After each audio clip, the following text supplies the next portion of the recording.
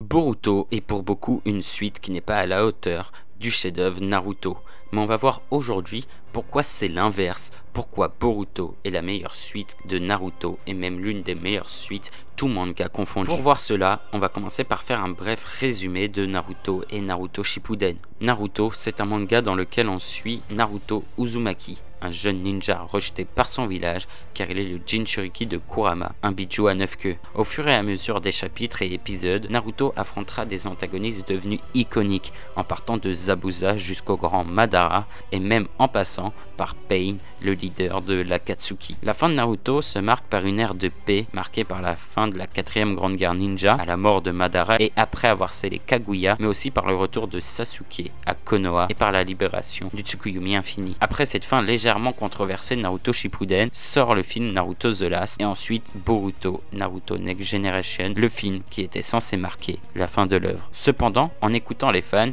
Kishimoto décida de superviser Kodachi et Ikemoto à la création du manga Boruto Naruto Next Generation. Voici donc le résumé de Naruto. Mais alors, pourquoi un grand nombre de fans de Naruto n'adhèrent pas à la licence Boruto? Pourquoi certains trouvent que cette suite gâche Naruto? Eh bien, malheureusement, il y a plusieurs facteurs. L'un des arguments, et pas des moindres, c'est l'anime Boruto. Le fait que l'animation ait été à de nombreuses fois bâclée, et pas des moindres, a forcément donné l'impression que le manga était mauvais, alors qu'il s'agissait là que de l'animation. Ce que je pourrais dire à tous ceux qui ont arrêté Boruto à cause de l'animation, ça serait d'aller lire le manga lui-même, malgré qu'au début, nous pouvons remarquer le niveau pas top de Ikemoto en dessin.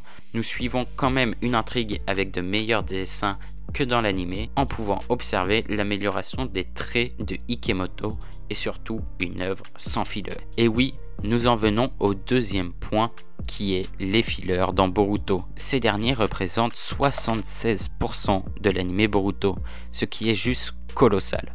À titre de comparaison, dans Naruto, il n'y avait que 40% de fillers. Naruto était donc un animé qui majoritairement était canon à l'œuvre originale. Or, ce n'est pas le cas pour Boruto qui est composé seulement de 24% d'épisodes canon, soit à peine 70 épisodes sur les 293, ce qui est juste colossal. Un troisième point récent qui fera l'objet d'une vidéo est la sexualisation des personnages féminins. Je ne vais pas trop m'attarder sur ce point vu que j'en ferai une vidéo plus tard, malgré qu'il s'agisse là d'un élément important. Mais alors en quoi le manga fait polémique sur ce point? Eh bien cela avait déjà débuté il y a quelques années à cause de covers maladroites où Sarada, âgée de 12-13 ans, était mise en scène en pose sexy. Mais également depuis l'apparition de Ada, mais ce qui a fait le plus parler c'est dans Two Blue Vortex et notamment le chara-design de Yudo Kunoichi de Suna, âgé de 16 ans et semblant porter un string. Pour beaucoup, cela nuit à l'œuvre originale qui est Naruto et j'entends totalement ce propos. Toutefois, nous sommes loin de certains mangas comme Fairy Tail par exemple, où une adolescente de 17 ans finit ses combats à moitié nus. Et enfin, le dernier point qui fait que beaucoup de gens n'aiment pas Boruto et que Boruto n'est pas une bonne suite de Naruto, que les 100 jeux ne sont pas présents, que Boruto est un mauvais personnage car ce dernier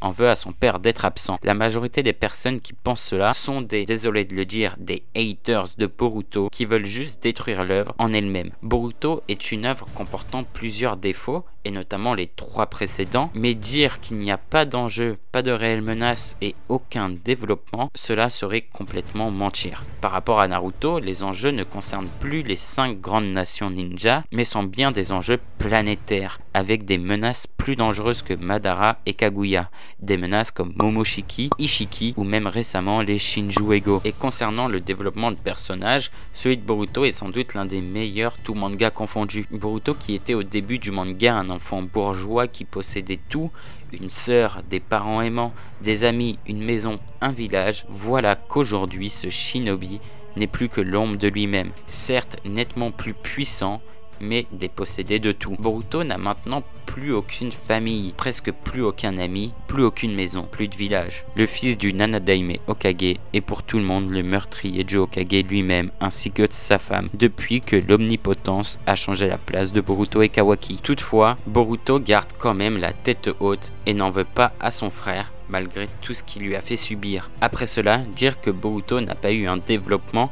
serait totalement mentir ou pire, ne pas avoir compris le manga. Pour résumer, Boruto est pour certains une mauvaise suite à cause de son animation, de ses fillers abondants, de la sexualisation des personnages féminins mineurs, mais aussi car selon certaines personnes, Boruto est tout simplement mauvais sans réel but ou histoire.